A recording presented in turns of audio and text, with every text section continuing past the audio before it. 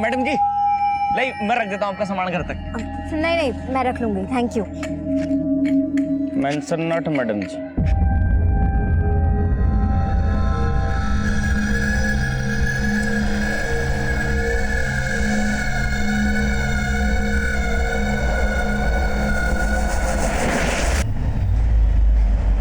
लो, हो गए फिर से दोनों शुरू।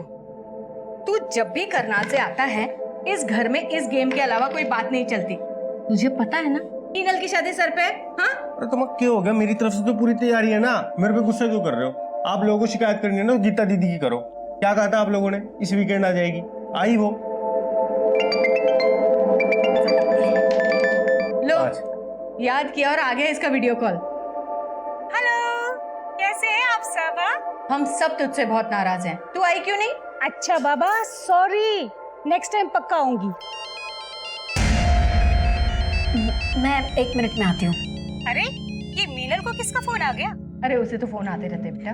तू बता कैसी है, वहाँ सब ठीक है?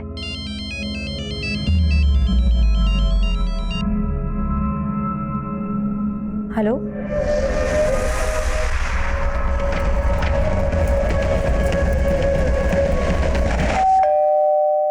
इतनी रात को कौन आया होगा? मैं देखता हूँ, रुक।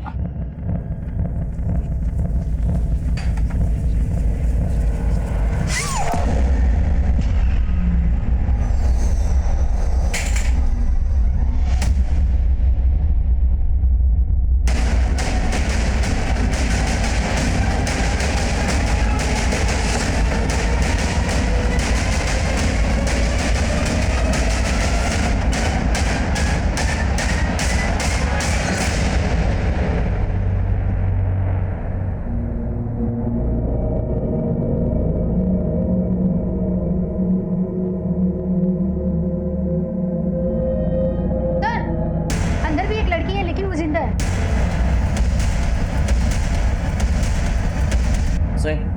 एम्बुलेंस बुलाओ जल्दी। सर,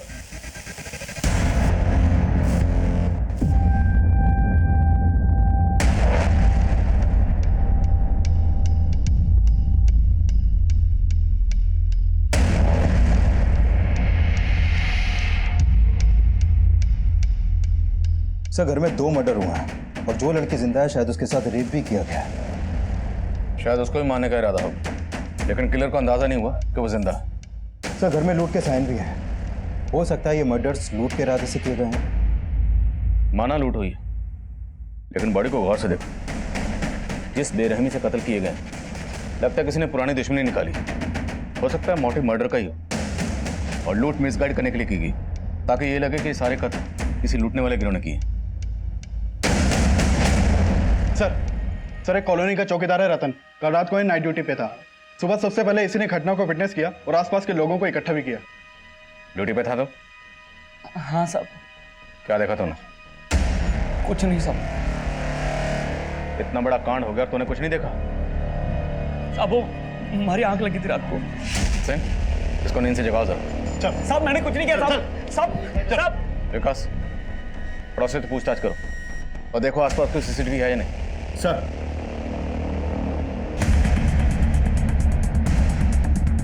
मिश्रा, इस सीसीटीवी की फुटेज निकलवाओ जल्द से जल्द। सर माधुरी आंटी यहाँ अपनी बेटी मीनल के साथ रहती थी और उनका बेटा रामेंद्र करनाल में काम करता था। हर सैटरडे संडे को आता था, तो शायद कल भी आया हो। उनका कोई रिश्तेदार है? हाँ सर, उनकी एक बड़ी बेटी भी है गीता, पर उसकी शादी हो चुकी है और अभी वो भोपाल में रहती है। अच्छा, माधुरी की फैमिली का किसी से कोई झगड़ा, कोई दुश्मनी, ऐसा कुछ? सर ये लोग बहुत ही अच्छे थे और माधुरी आंटी आए दिन पूजा पाठ दान पुण्य भी करती थी। साहब हमारी सोसाइटी में एक ही गार्ड है रतन। 3-4 बार हमने नाइट के लिए अलग गार्ड रखा, मगर साहब वो किसी को टिकने ही नहीं देता था।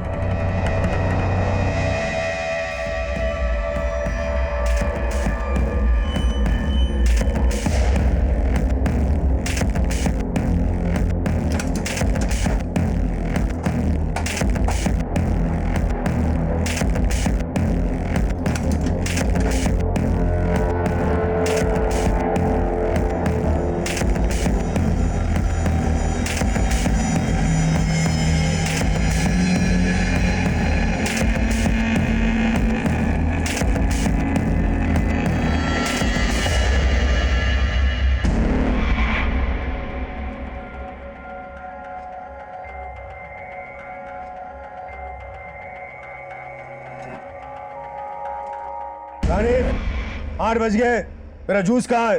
लाई पापा। डिसिप्लिन नाम की कोई चीज नहीं है इस घर में। पता नहीं दिन भर क्या करती रहती है। पापा जूस। जूस? पूरे 2 मिनट लेट हो तुम। अब मैं 2 मिनट के लिए तुम्हारे हाथ ऊपर करके तुम्हें खड़ा रखूंगा तो कैसा लगेगा तुम्हें?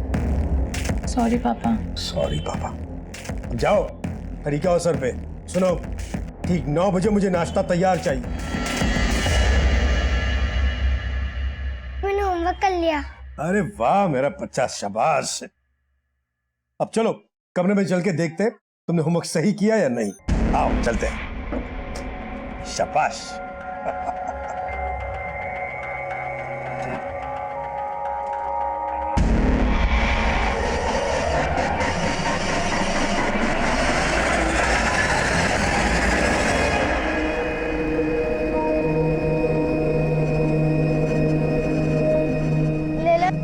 ले लो ना फूल, ले लो ना 5 रुपए में, 5 रुपए में।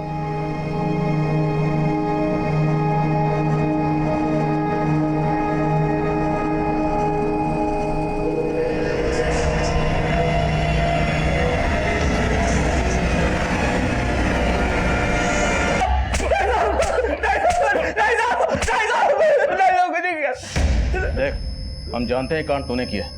बोल, तेरे साथ और कौन कौन शामिल था? साहब मैंने कुछ नहीं किया साहब।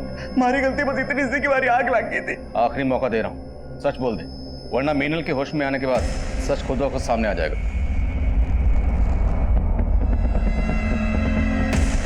मीनल जी जिंदा? जिंदा है। तुम लोगों ने मारने की पूरी कोशिश की थी ना, लेकिन बच गए। साहब ये क्या कह रहे हो साहब? मैंने कुछ नहीं किया साहब। सच कह रहे हो, हमारी अम्मा की कसम खा के कह रहे हो साहब। ऐसे नहीं मानेगा, तोड़ो साला। जी बेटा, तुम जिस बस्ती में रहते हो ना बेटा, है वहां वैसी बहुत गंदगी होती है ना? तो अगर तुम रोज नहाओगे नहीं बेटा, फिर बीमार पड़ जाओगे, है ना बेटा? इसलिए रोज नहाया करो। नहाने से है ना बेटा, मन बहुत खुश रहता है और पढ़ाई भी मन लगा रहता है कि नहीं? है कि नहीं? है कि नहीं?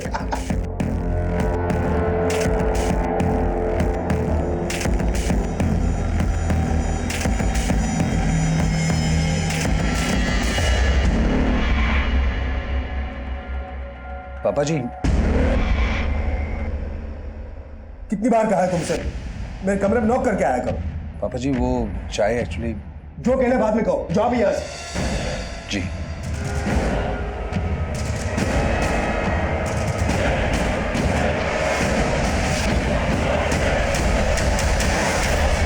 तो मोहल्ले के गेट पे जो सीसीटीवी मिला था वो पिछले 5 दिनों से फंक्शनल नहीं है। हो सकता है उसे भी पर्पसली खराब किया गया हो और इसमें भी रतन इन्वॉल्व हो।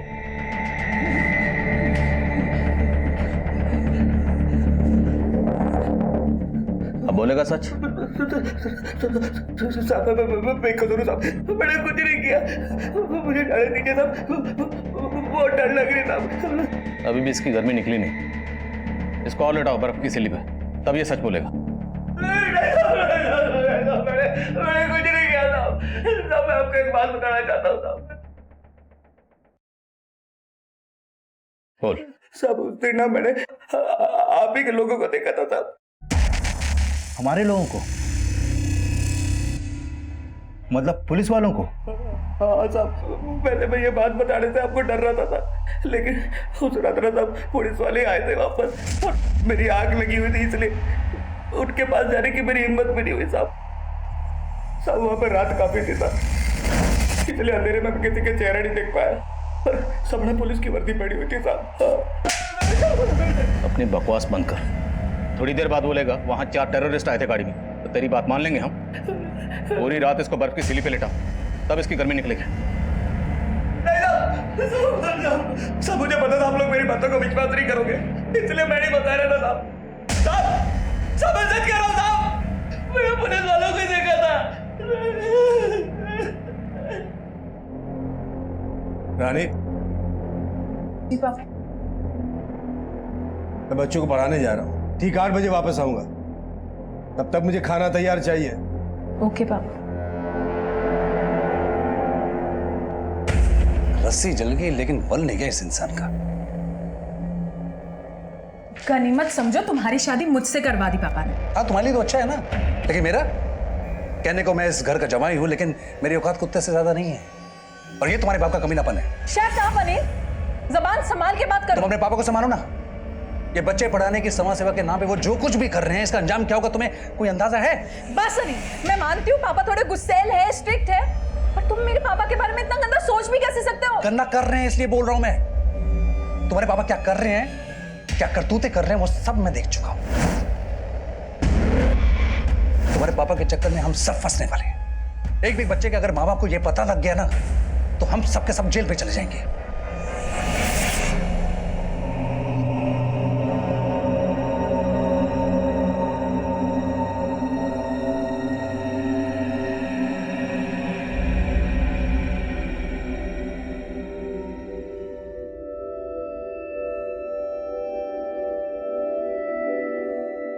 अरे बेटा, आप रो क्यों रहे हो?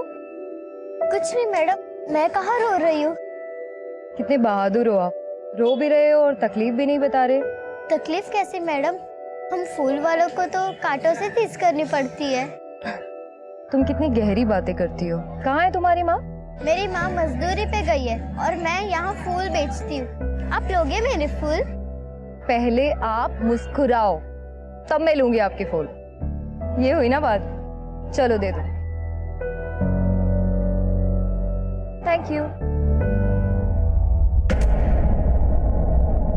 ये रतन बार बार अपना बयान बदल रहा है, और ये अकेला नहीं होगा, इसके और भी साथी होंगे जिनके साथ मिलकर इसने इस लूट, कत्ल और बलात्कार की वारदात को अंजाम दिया।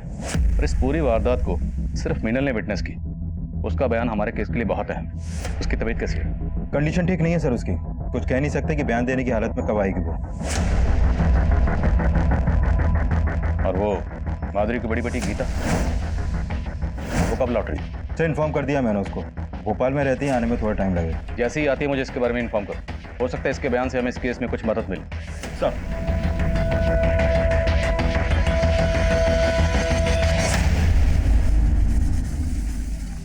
माँ, वो आंटी बहुत अच्छी है, उन्होंने मेरे सारे फूल ले लिए। तू है ही ऐसी, ये पत्थर भी पिघल जाए। पर तुम नहीं पिघलती माँ,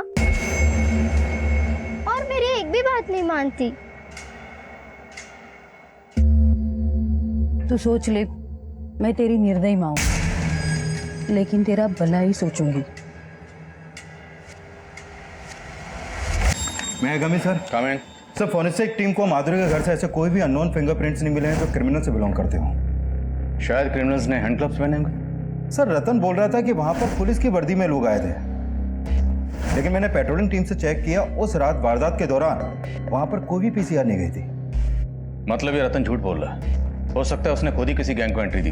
लेकिन सर रतन के कॉल रिकॉर्ड में इसका कोई क्लू नहीं मिल रहा। एक बात और सर, मैं मीनल का इलाज कर रहे डॉक्टर से मिला था, उन्होंने कंफर्म किया कि मीनल के साथ रेप भी हुआ था, लेकिन सर मीनल की बॉडी पर से सिर्फ एक ही रेपिस्ट का डीएनए मिला, जबकि हम मान रहे थे कि इतनी बड़ी लूट और हत्या को कई लोगों ने अंजाम दिया होगा।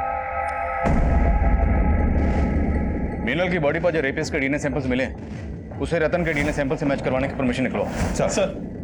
सर रतन, रविंदर, माधुरी और मीनल, इन सब के कॉल रिकॉर्ड चेक किए। सर मीनल के नंबर पे एक सस्पिशियस नंबर मिला है, और पिछले काफी समय से मीनल की इस नंबर पे बातें हो रही थी।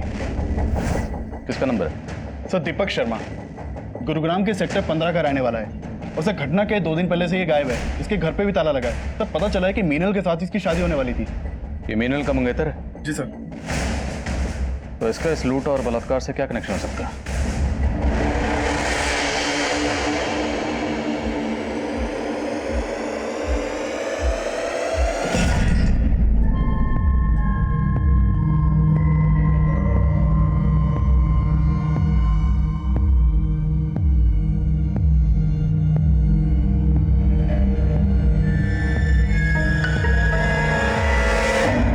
Coming sir. हमें सर मीनल की बहन गीता आई है। बोला। सर उस रात मेरी सबसे फोन पे बात हुई थी, सब खुश थे। आपका पूरा परिवार खत्म हो गया, फिर भी आपको यहाँ आने में 24 घंटे से ज्यादा वक्त लग गया। सर मेरे हस्बैंड हॉस्पिटलाइज्ड है और यहाँ आने के लिए मुझे टिकट भी नहीं मिल रही थी। अब आपकी माँ तो रही नहीं, और वैसे भी मीनल तो आपकी सगी बहन तो है नहीं।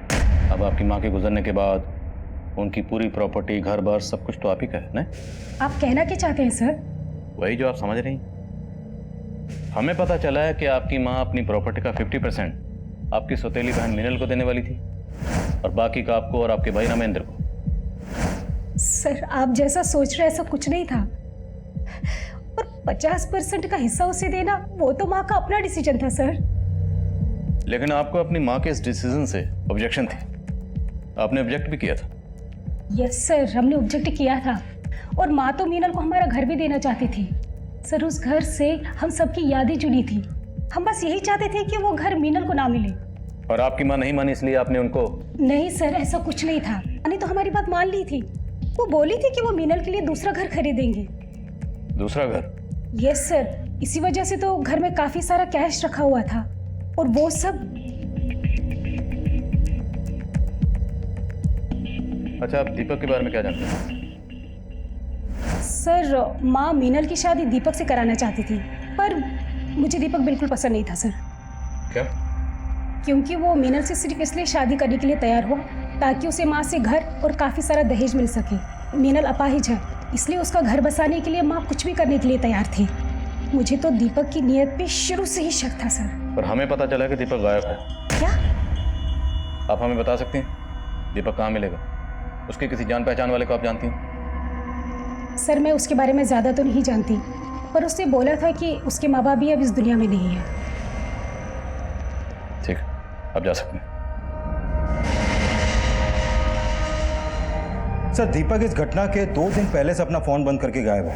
कहीं ऐसा तो नहीं कि पहले दीपक ने उस दिव्यांग लड़की मीनल से शादी करने की हाँ की और फिर इस लूट और हत्या को अंजाम दिया? इस केस को समझने के लिए पहले हमें मीनल और दीपक को समझना होगा। इस दीपक को किसी भी सूरत में ढूंढो। सर दीपक के कॉल रिकॉर्ड में उसके कुछ दोस्तों और रिश्तेदारों के नंबर मिले थे, मैं उन सबसे मिला, लेकिन उसका कहीं से कोई लीड नहीं मिल पा रहा। हो सकता है कोई कुछ छुपा रहा हो। दीपक के कॉल रिकॉर्ड में जितने नंबर हैं सबको इन्वेस्टिगेट करो। सर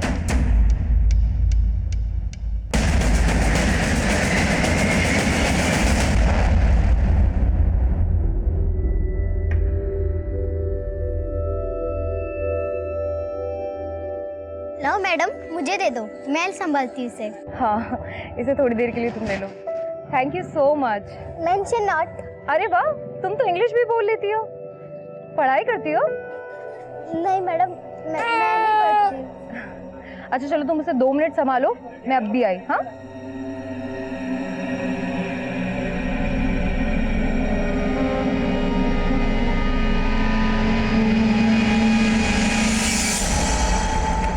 कम इन सर।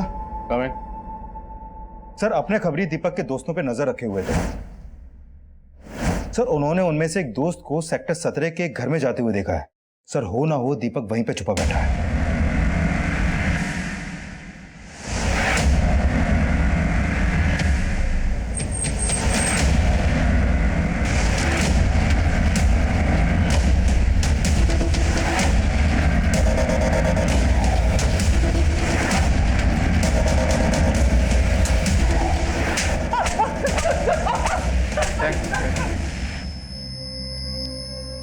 सर मैं वैष्णो देवी गया हुआ था सर।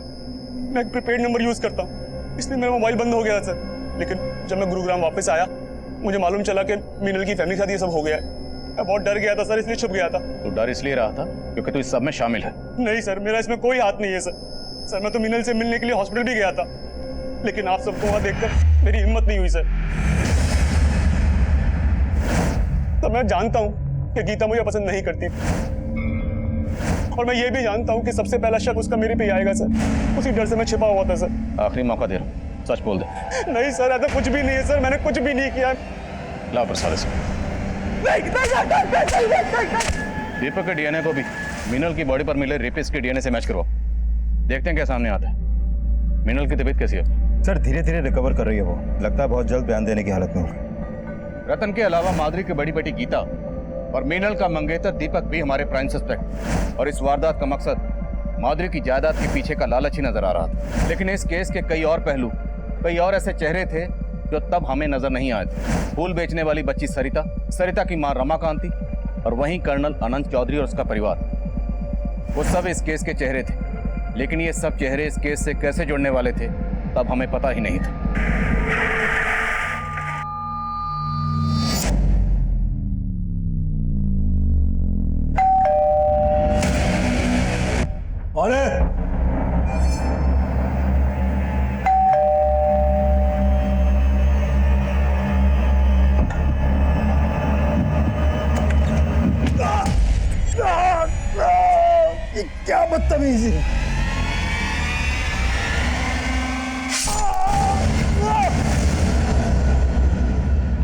सर कंट्रोल रूम में फोन आया था, सेक्टर 21 के एक घर में मर्डर हुआ है।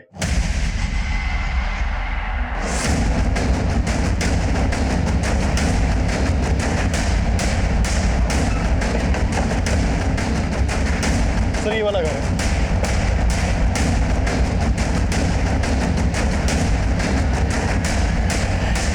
जैन सर। सर ये कर्नल अनंत चौधरी हैं, अपने बेटी और दामाद के साथ यहाँ रहते थे।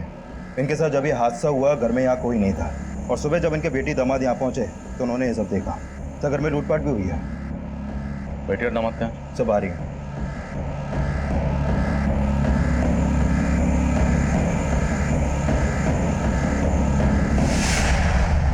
कल मैं और मेरे हस्बैंड अपने रिलेटिव से मिलने रोहिणी गए हुए थे, और जब हम सुबह घर वापस आए तो आपके और कर्नल साहब के अलावा घर में कोई और भी रहता है? नहीं सर। आपको किसी भी शक? सर अभी कुछ भी समझ में नहीं आ रहा। कर्नल चौधरी के बारे में सब कुछ पता लगा उनकी बेटी और दामाद जो उनके बारे में कह रहे हैं उसमें कितनी सच्चाई? सर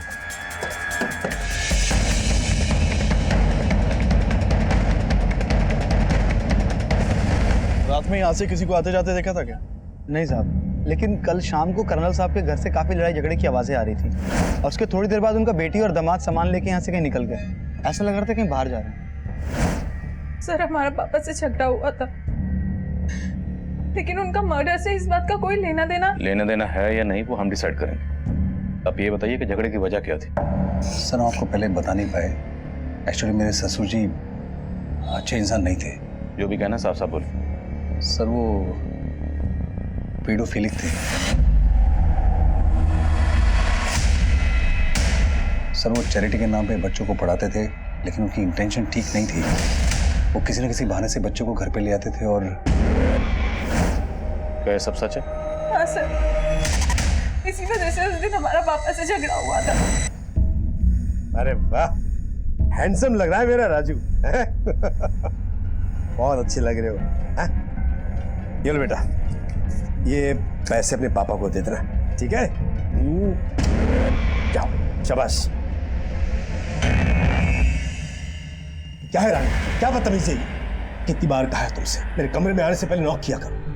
एक मिलिट्री मैन की बेटी होकर इतनी भी डिसिप्लिन नहीं है तुम। कीजिए पापा, मैं इतने टाइम से अनिल की बातों को इग्नोर कर रही हूँ, पर वो सही है। मुझे तो शर्म आती है कि आप मेरे पापा। क्या मतलब क्या है तुम्हारा? आप अच्छी तरह से जानते हैं कि आप बच्चों को कमरे में लाके उनके साथ। Mind your language. पहले आप अपनी हरकतें देखिए पापा। नहीं रहना ऐसे इंसान के साथ जो बच्चों के साथ ऐसी गंदी हरकतें करते। नहीं रहना मेरे साथ, तो निकल जाओ यहाँ से। हमें तो डर लग रहा था कि उनकी इन हरकतों की वजह से कोई बड़ा बवाल ना खड़ा हो जाए। और तो आपको लगता है इनकी मौत के पीछे ये वजह हो सकती है? सर हो सकता है किसी बच्चे के पेरेंट्स को इसकी असलियत का पता लग गया, और वो किन किन बच्चों का आना जाना इस घर में? सर अभी कुछ दिनों से कोई राजू नाम का लड़का बार बार आ रहा था घर पे। रहता कहाँ है रोहित? सर वो पास की बस्ती में रहता है। उसका स्केच बनवा सकते हैं?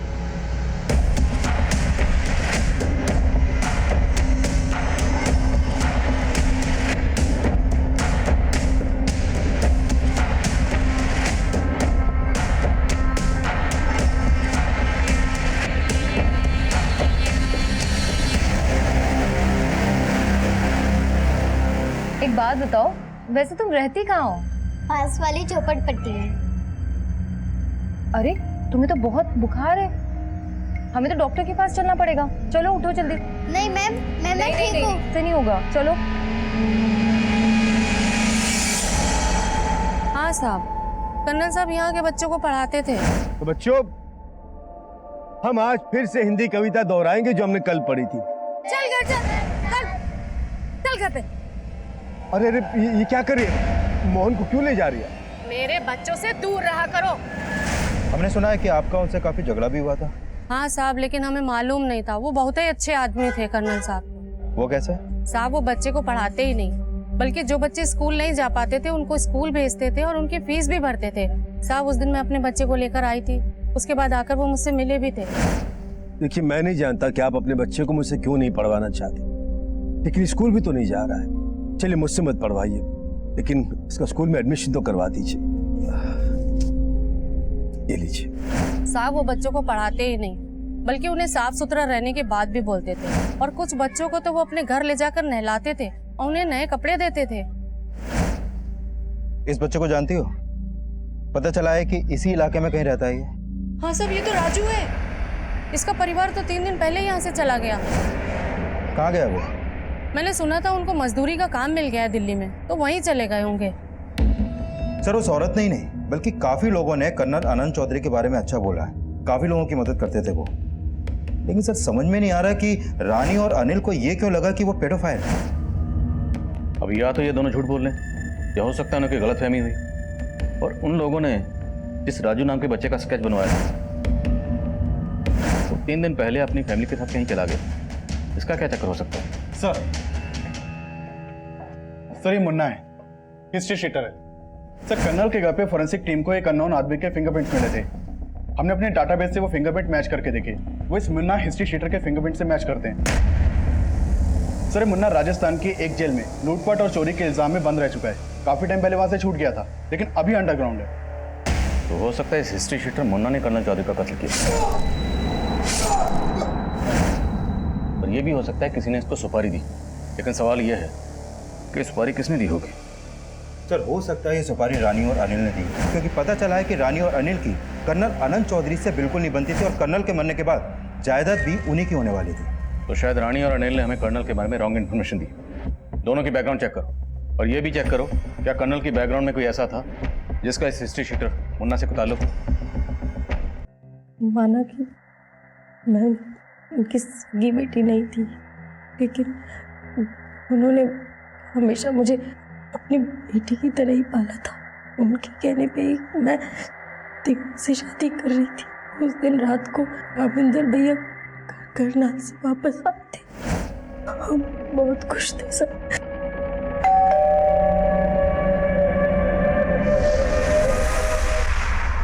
कौन है? दरवाजा खोलिए। पुलिस। पुलिस? क्या हो गया? जी पर बात क्या है? ये माधुरी जी का घर है ना? जी। आपसे एक केस के बारे में बात करनी है। दरवाजा खोलिए।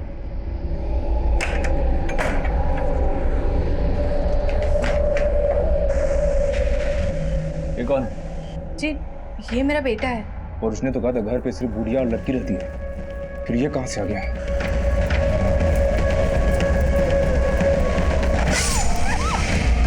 तुम चारों ने पुलिस की यूनिफॉर्म पहनी थी?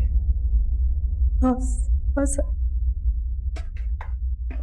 सर मतलब रतन वाकई में सच बोल रहा था कि उस रात पुलिस यूनिफॉर्म में कोई गैंग आया था। लेकिन ऐसा कौन सा गैंग हो सकता है जो पुलिस यूनिफॉर्म पहन के इस तरह का कांड करे? पता करो, क्या पहले भी कभी किसी गैंग ने इस तरह का कांड किया? सर अरे तुम्हें तो बुखार था ना, तुम बेडरूम से यहाँ क्यों आई? और ये एप्पल मैं तुम्हारे लिए लेकर आई हूँ। मेरा बुखार तो उठ गया, और वैसे बिना छोटू बेबी को देखे मेरा मन नहीं लगता। और छोटू बेबी का भी तुम्हारे बिना मन नहीं लगता।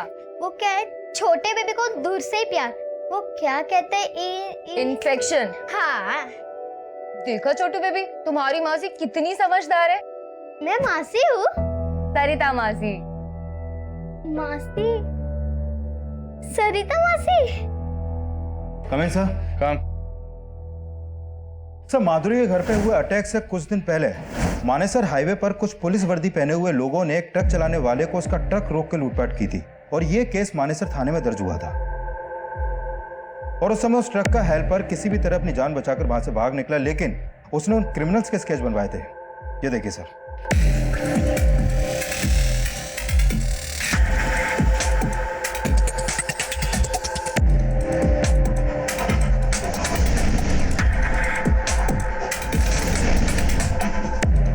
सर इनमें एक मुन्ना भी था।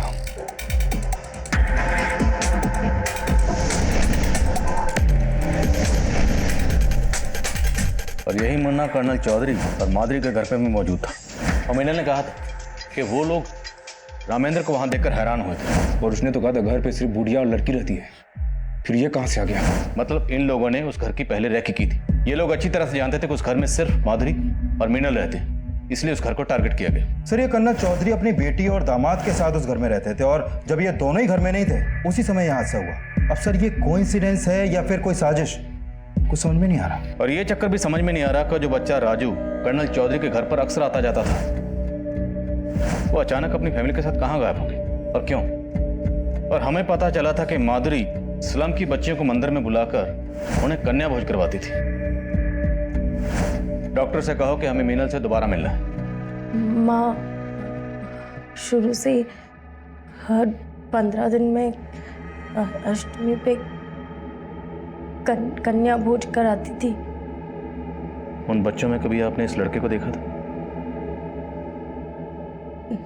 नहीं सर, इसको तो नहीं देखा, लेकिन हाँ माँ एक बच्ची को पसंद करने लगी थी। अक्सर माँ उसको घर लेके आती थी। क्या नाम था उस बच्ची का? कहाँ रहती थी जानती हैं? नहीं पता सर, लेकिन वो मैंने उसे मंदिर में फूल बेचते हुए देखा था।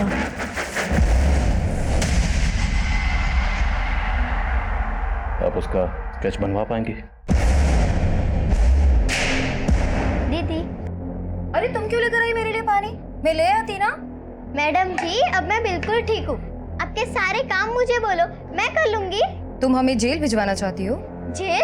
हाँ, छोटे बच्चों से काम कराना गैर कानूनी होता है, आपको पता है? अरे मैडम जी मैं कहाँ काम कर रही हूँ, मैं तो बस अपनी बड़ी दीदी के लिए पानी ला रही थी। थैंक यू मेरी छोटी बहना, सो स्वीट।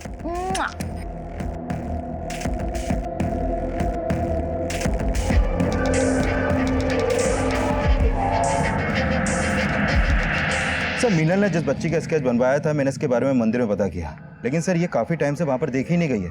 लेकिन ये पता चला है कि इस बच्ची का नाम सरिता है। और सर जितने भी लोगों से मैंने इस बच्ची के बारे में पूछताछ की, निकलकर यही सामने आया कि बच्ची सरिता माधुरी के घर पे हुए अटैक से पहले ही गायब हो गई थी। और वो बच्चा राजू, वो भी कर्नल के घर पर अटैक होने के 2 दिन पहले गायब हुआ था। लेकिन सर इन बच्चों का मुन्ना जैसे हिस्ट्री शीटर से क्या कनेक्शन हो सकता है?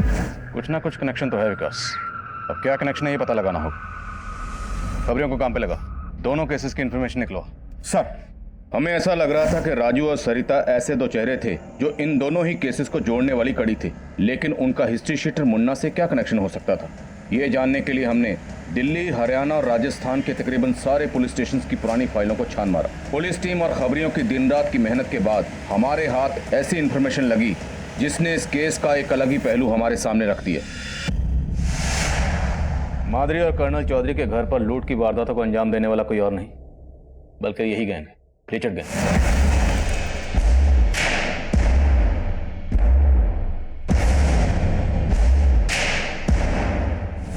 दोनों वारदातों में पैटर्न सेम है, जो कि लीचड़ गैंग की मॉडस ऑपरेंडी से मैच करता है।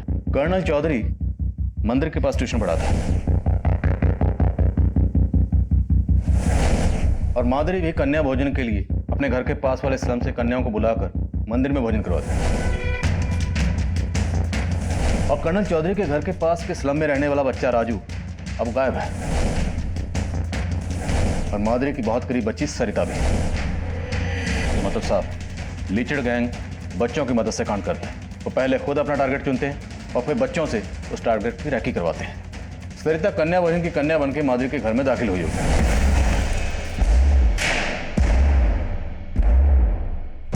और ये बच्चा राजू स्टूडेंट बनके कर्नल चौधरी के घर में। और हो सकता है कि शायद ये दोनों बच्चे लीचड़ गैंग के लिए काम करते हैं।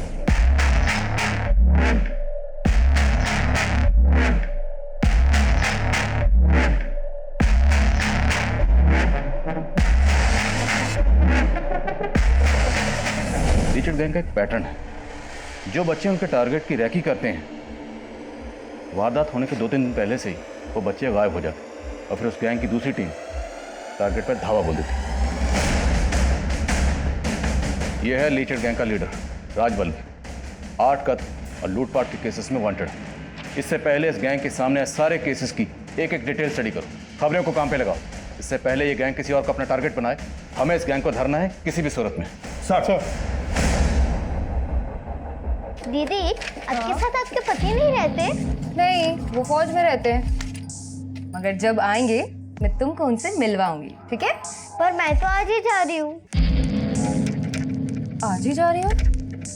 कहाँ जा रही हो तुम? मेरी माँ को नया काम मिला है सोहना में, तो हम वही जा रहे हैं आज। तुम आज ही जा रही हो और तुमने मुझे बताया भी नहीं? खैर छोड़ो, सोहना में कहाँ? हम तुमसे वहां पर मिलने आएंगे। वो तो पता नहीं, पर हाँ, मैं अपनी माँ से पूछकर आपको फोन करूंगी। पक्का? पक्का। ठीक है। बाय दीदी, अब मैं जाऊँ? नहीं, 1 मिनट रुको।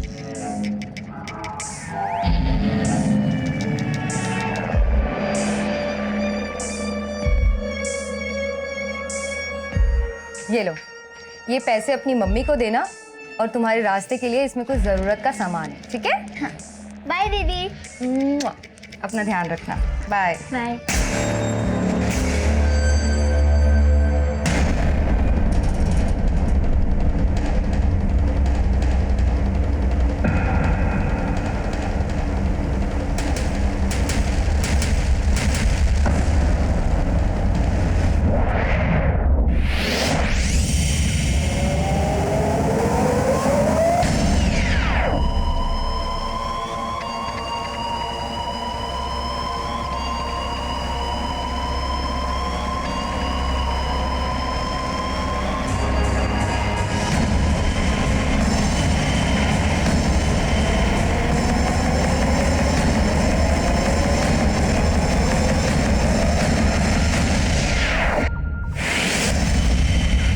जगत बोलो।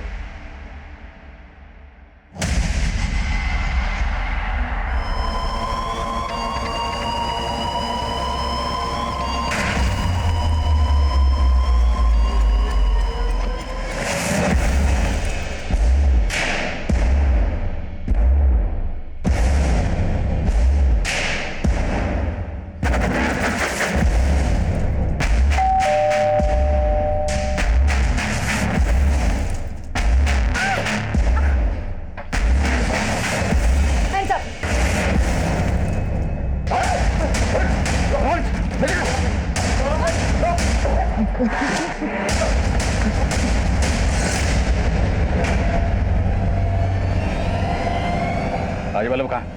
बोलो बोलो, राजवल्लभ कहाँ?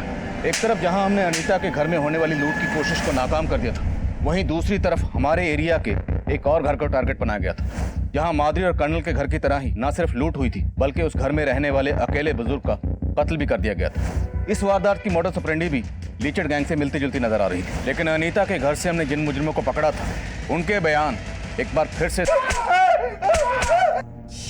लीचड़ गैंग के लिए काम करते ना? नहीं साहब, हम किसी लीचड़ गैंग के लिए काम नहीं करते साहब, हम तो वहाँ चोरी करने गए थे साहब। सरिता ने उस घर की रेकी की,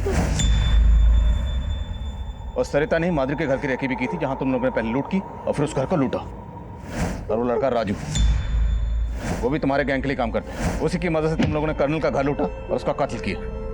साहब हमने किसी का कत्ल नहीं किया साहब, और हम किसी भी सरिता और राजू को भी नहीं जानते साहब। झूठ बोलता, ऐसे नहीं मानेंगे, तोड़ो इन्हें। ये सब अपने आदमियों को बचाने की कोशिश कर रहे हैं। सर, इनमें से तो कोई सच ही नहीं उगल रहा है। एक बार फिर से अनीता को मिलते हैं, हो सकता है वो हमें सरिता के बारे में कुछ ऐसा बता सके जिससे हमें राजवल्लभ और उसके बाकी आदमी तक पहुंचने में मदद मिले। Right sir. जब सरिता यहाँ से गई थी तो उसने आपसे कुछ कहा? कोई भी ऐसी बात जो हमें उन तक पहुंचने में मदद कर सके? सर, मैंने जब उसे 2000 रुपए दिए थे तो वो 10-15 मिनट के बाद फिर से मेरे पास वापस आई थी। ये लो, ये पैसे अपनी मम्मी को देना और तुम्हारे रास्ते के लिए इसमें कुछ जरूरत का सामान है। दीदी। सरिता, क्या हुआ? तुम रो क्यों रही हो? दीदी, मुझे माफ कर दो। माफ कर दो? लेकिन हुआ क्या? दीदी, आप चले जाओ, वरना वो लोग आके आपको मार देंगे। मार देंगे? सर, उसी के बाद मैंने आपको सरिता के बारे में इन्फॉर्म किया था। लेकिन हाँ सर, सरिता बोल रही थी कि वो अपने मम्मी पापा के साथ सोना जा रही है। सोना? इस छोरी ने फिर से हमारे साथ दगा करा है। वो तो इसके हाव भाव से मन में पहले ही पता चल गया था कि वो हमने फंसवाएगी, इसलिए मैंने वहां अपने दूसरे आदमियों को भेजा था। लेकिन राजवल्लभ भाई, पुलिस ने उन्हें पकड़ लिया है। वो लीचड़ गैंग के वफादार आदमी है, मुंह नहीं खोलेंगे। लेकिन ये सरिता, इसने इसके की सजा जरूर मिलेगी। हमारे गैंग का यो नियम है, जो भी दगा करे है उसने सजा मिले, और सरिता तन्ने भी सजा मिलेगी।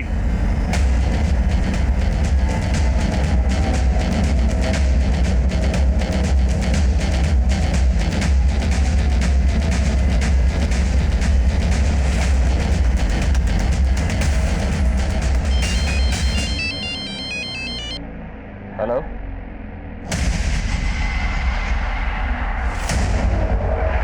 गाड़ी घुमा, आगे से उठा लो।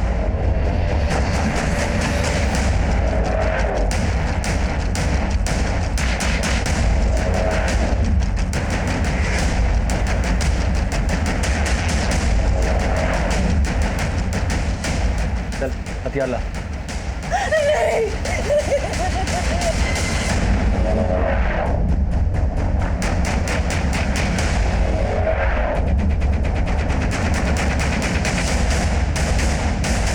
सरिता, अब बस।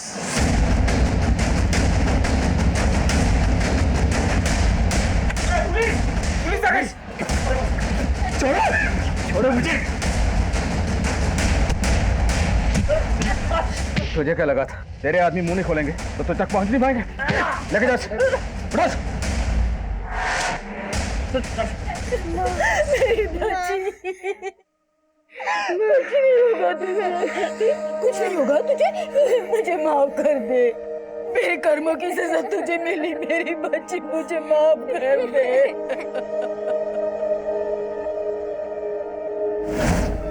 सरिता इस केस की एक ऐसी विक्टिम थी जो लीचड़ गैंग के सरगना राजवल्लभ के शारीरिक शोषण का शिकार हुई थी। यूं तो सरिता खूंखार अपराधियों के लीचड़ गैंग का हिस्सा थी, लेकिन उसकी मासूमियत ने उसे यह फर्क बहुत जल्दी समझा दिया था कि लालच और हिंसा का अंत हमेशा बुरा होता है। सरिता को हमने बचा लिया और सरिता समेत बाकी और बच्चों को भी बाल सुधार गृह में भेज दिया गया। लेकिन सच ये भी है कि सरिता की वजह से ही हम उस गैंग तक पहुंचने में कामयाब हुए थे, जो गैंग पिछले कई सालों से देश के अलग अलग हिस्सों में अपना आतंक फैलाए हुए था। कंपैशन, दया भाव समाज के समुचित विकास के लिए अच्छा है, लेकिन जज्बातों की रौ में बहकर बिना जांच पड़ताल किए किसी अनजान के लिए अपने घर के दरवाजे खोल देना एक दस्तक है। आप अपने घर में एक जुर्म को दाखिल कर रहे हैं, जैसा कि इस केस में। अब मैं आदिल खान आपसे इजाजत लेता हूं। आपसे फिर मुलाकात होगी एक और नए केस के साथ। तब तक देखते रहिए क्राइम पेट्रोल दस्तक। मकसद बताना नहीं, बचाना।